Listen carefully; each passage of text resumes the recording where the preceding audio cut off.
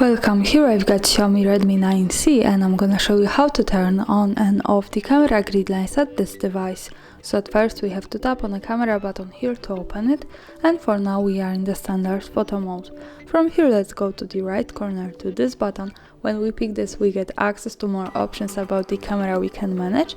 And now let's focus on this button, the second from the left here, with show grid lines. As you can see here, by tapping on this we can turn on the camera grid lines, and by just another tap we can easily turn them off.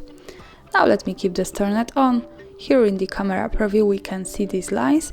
This is useful, for example, when we want to use the rule of thirds in photography or making experiments with composition. Also remember that these lines are not visible at the real picture, so when I take a photo and when I go here to the left corner at the bottom to this button to the gallery, we can't see these lines at the real photo, so they are only to help us taking better pictures.